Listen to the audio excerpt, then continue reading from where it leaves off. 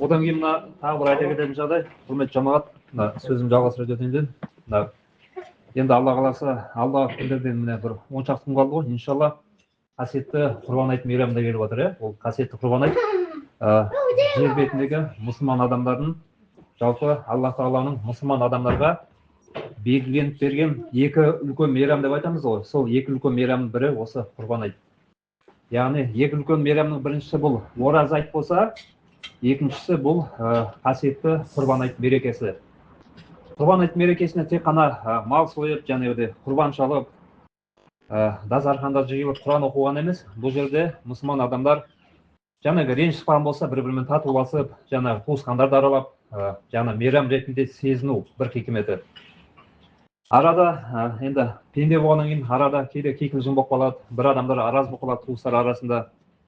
Сол арасында бір-бірін жарастырып, бір-бірін қалын сұрасып, мына ауырып қалған адамдар болса, барып қалын сұрасып, сондай амалдар жасау, осы қасиетті мейрамда негізі үлкен мейрам болып табылады.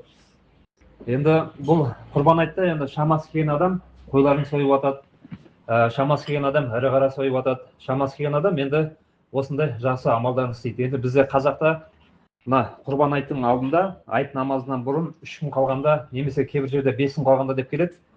Мына шек деп айтылады, сол шектерін шалып атады. Енді бұл шариғатымызбен алатын болсақ, бұл енді үлкен негіз бір мәселе. Бірақ та енді бұл бабаларымыздан келе жатқан нәрсе, сол сеніп отыр. Бұны енді шамасы келген адам енді әркім өз еркіне қарай тыс істей береді. Бірақ та амалдың ең жақсысы таңертең айт намазын, құрбан айт намазын оқығаннан кейін барып құрбан шалса, бұл негізі құрбандық болып есептеледі. Өйткені құрбандық ол өмірден өткен адамға арнайы жаңағы шалынбайды. Бұл Алланың ризашылығы үшін шалынатын малды сол құрбандық деп аталады. Мына Құран-ы Кәрімде Кәусар деген сүре бар ғой, өзі 3 жолда 3 жағаны аят. Бисмиллахир-рахманир-рахим. Инна а'тойнакал кәусар фасолли ли раббика ванхар инна шани'ака хувал абтар.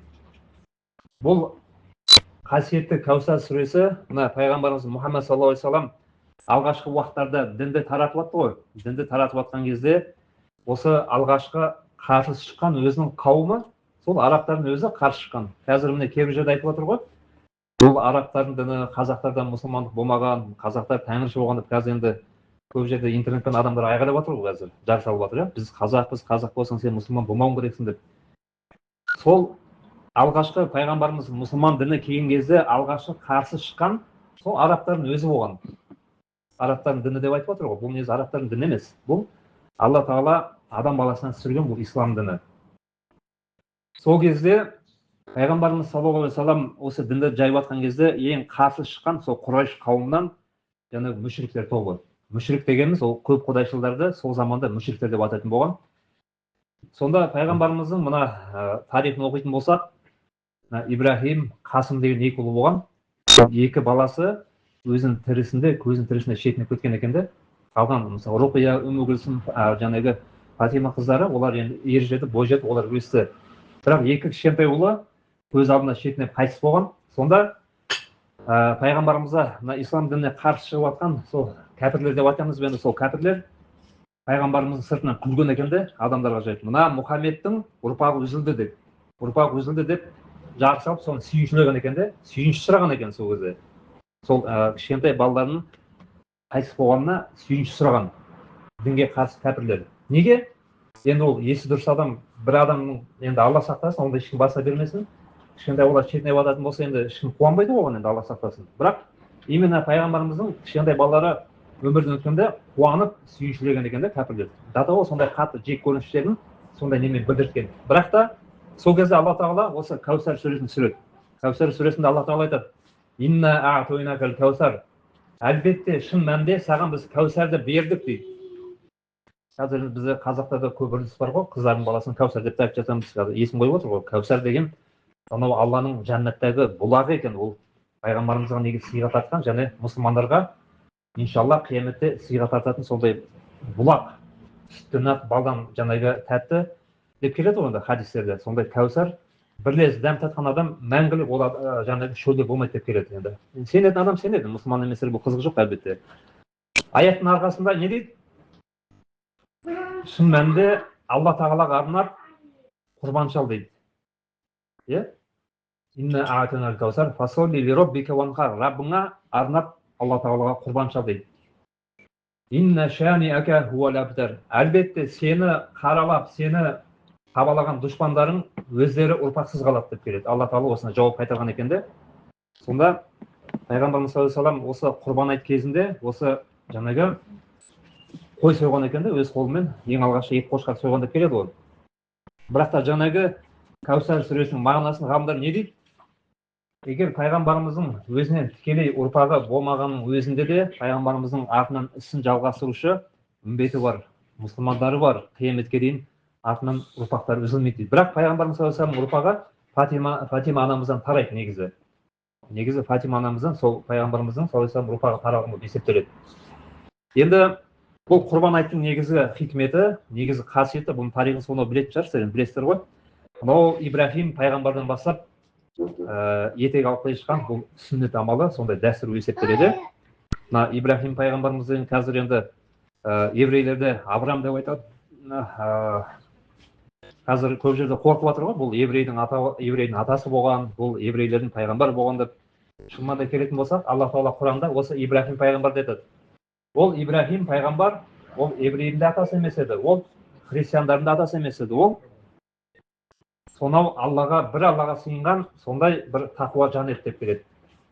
Яғни пайғамбарымыз саллаллаху алейхи вассаламның негізгі түпкі атасы осы Ибрахим атамыздан бері тарап келетін есептеледі екен.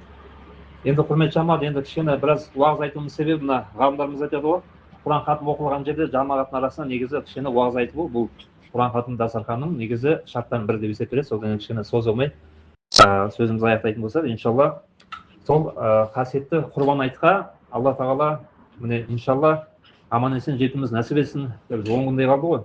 Бүгінге енді жете алмаған адамдар да қаншама міне бүгінде осы атамызды еске алып отырмыз ғой, міне ол кісіге де міне дәм-тұзы таусылып Аллаға мәңгілік Раббысына Алла тағала қайтып жатыр. Дегенмен мына өмірден өткен адамға енді ол кісілерге машина керек жоқ, ол кісілерге ақша керек жоқ, ол кісілерге бізден каспимен ақша жібере алмаймыз, ол кісілерге барып құшақтап бетінен сүйе алмаймыз.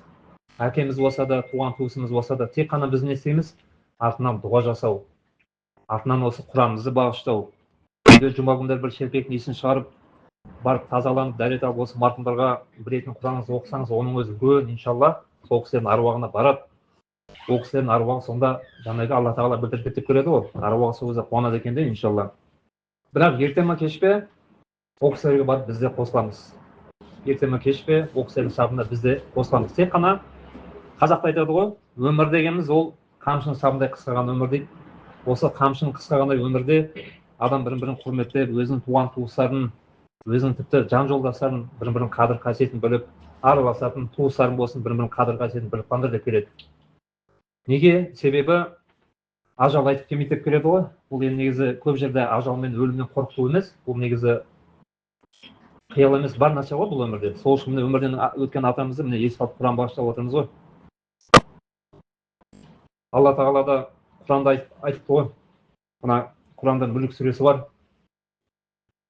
Сонда айтады: "Біз адам баласын, сендердің қайсыларың бұл өмірде жақсы адам боласыңдар, қайсыларың жақсы амал істейсіңдер деп өлім мен өмірді жараттым" деп келеді. Осы ғалымдарымыздың осы аятты жаңағы түсіндіру бойынша бүкіл адамзат баласына айтылған көңіл дейді бұл.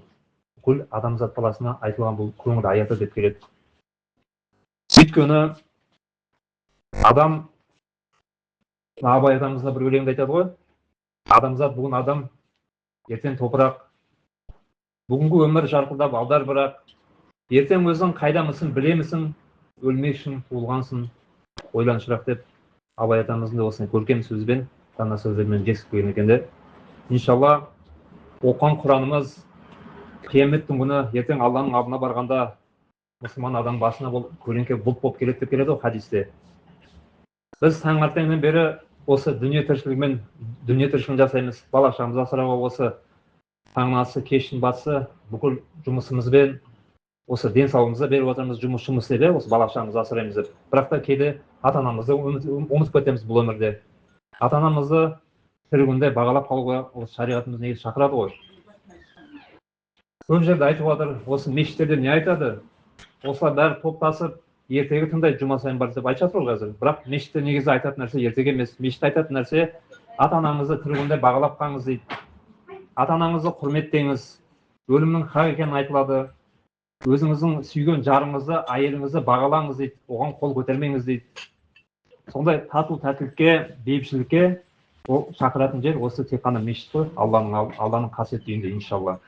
Енді Алла тағала оқыған Құранымызды қабыл етіп, иншалла өзінің тура жолынан адаспауымызды бізге нәсіп етсін. Қасиетті осы келе жатқан құрбан айт мерекеңіз құтты болсын. Аман-есен жетуді Алла тағала нәсіп етсін. Осы қасиетті құрбан айттарды Алланы көп еске алуға, пайғамбарымызға салауат айтуға, тәубе, истиғфар, зікір айтқанымызды Алла тағала нәсіп етсін иншалла. Алла тағала еңбектеріңізге, кәсіптеріңізге береке берсін. Бала-шағалардың қызықтарын көріңіздер. Өмір жастарың ұзақ, дендерің сау болсын.